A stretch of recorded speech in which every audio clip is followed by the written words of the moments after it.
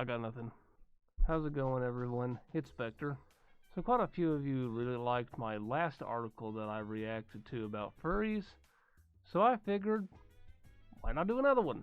And this particular article ended up popping in my feed about Penn State furries and why they are misunderstood. So I figured, why not give it a read? So, let's give it a read. Penn State is home to over 1,000 clubs and organizations. Some are in the limelight more than others. One group that remains rather hidden from others is the furry community, a fandom where members create an animal character for themselves. A furry community has an online presence and is known for its interest in anthropomorphic animals. Art, friendship, and inclusivity are the elements that have allowed this subculture to expand. Despite the popularity and growing furry community on campus, a furry named Cameron said furries maintain their identities and keep their community hidden to protect themselves from potential backlash from other students. I do and can completely understand this.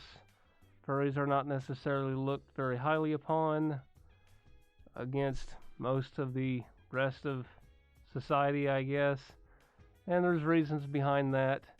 I don't think they're particularly justified in roping in the entire fandom into those categories, but what can you do? People are people.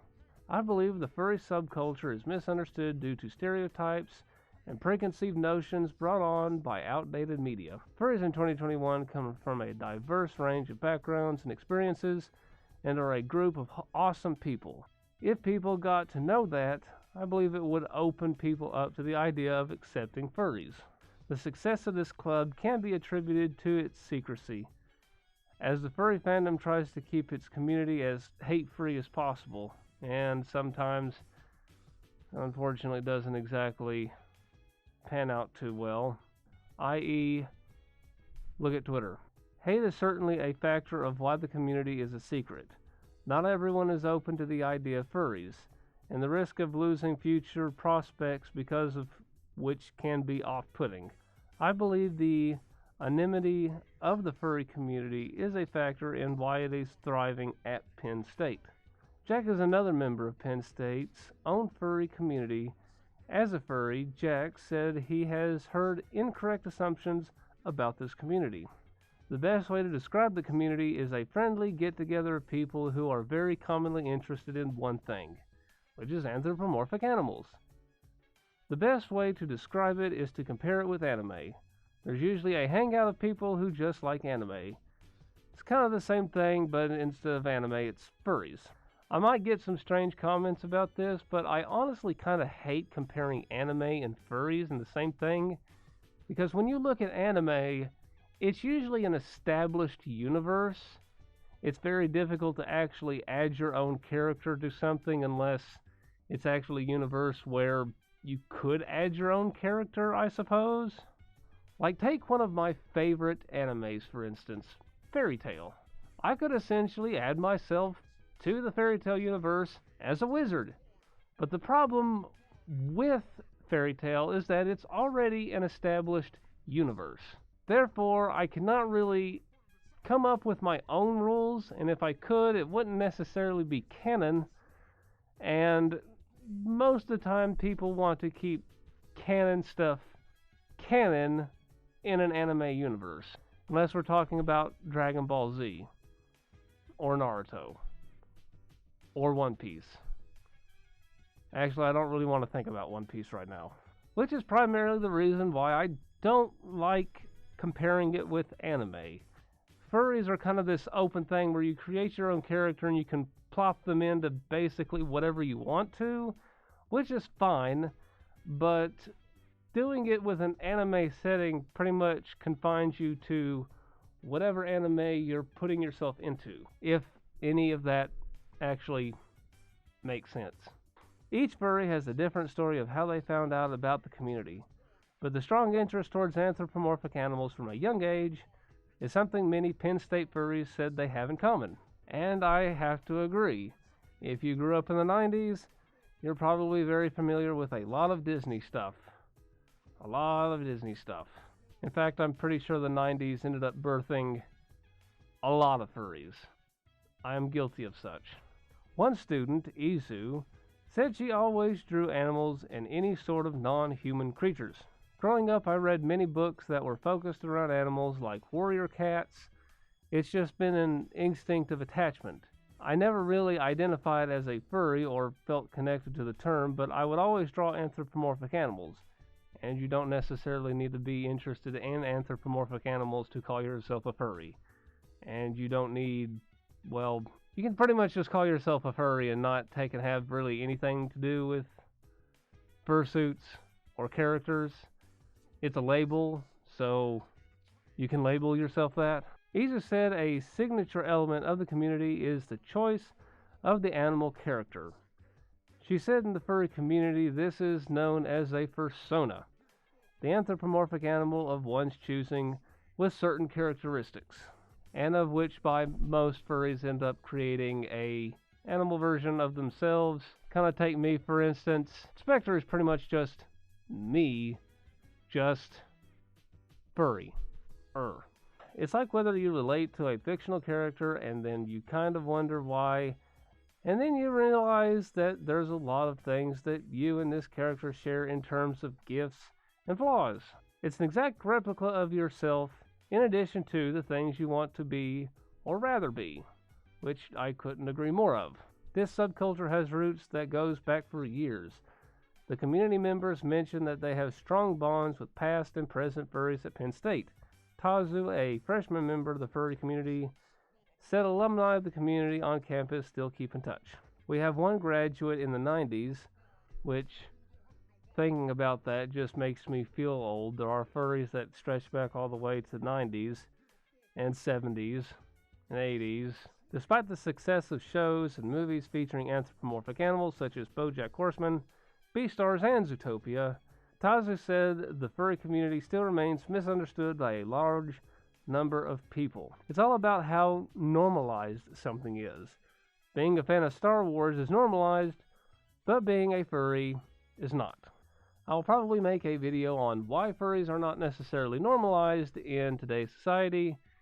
It goes into a lot of touchy subjects, so it might be a rather lengthy video, and I probably will end up breaking it into sections because it goes into topics that honestly I really don't want to go into with this channel, but honestly I think it's something that definitely needs to be said. Acceptance and low tolerance for hatred could be considered their motto. As student Daz said, the furry community is positive and accepting of sexualities and gender identities.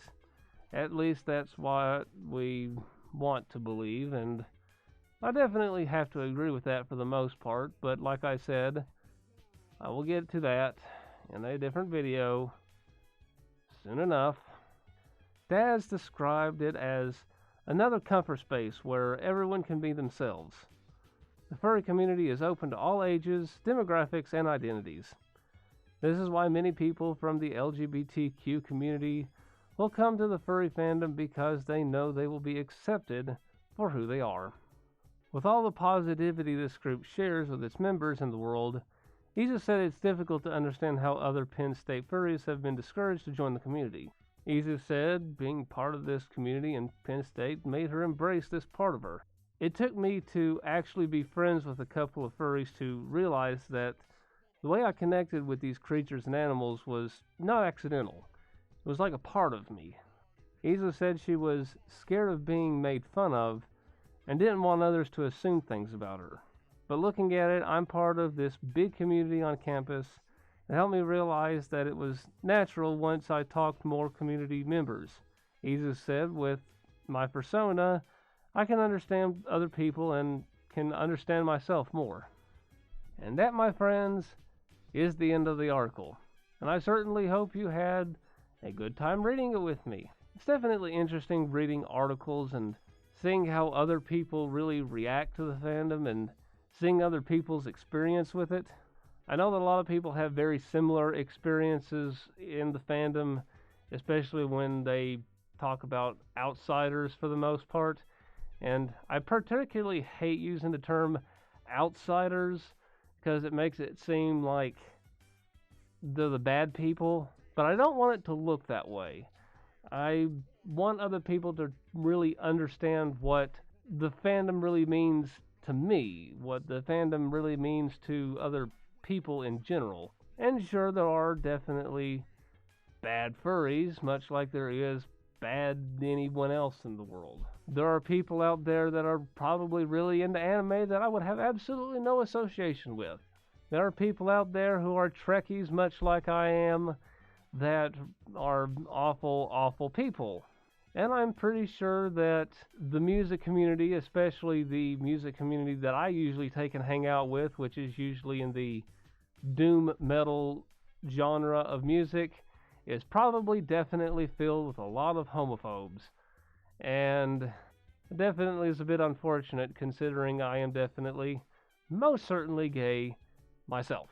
And I'm not saying that everyone who belongs to a fandom or a group or a community like that is going to be bad.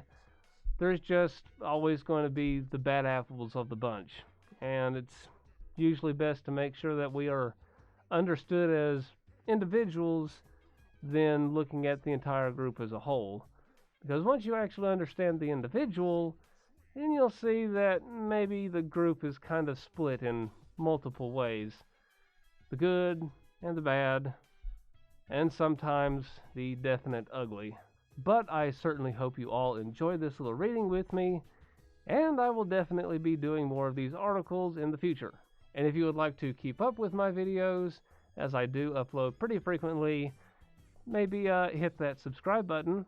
Also ring the bell notification so you know exactly when I post. Also, I would love it if you'd leave a like and a comment. Let me all know that you're watching.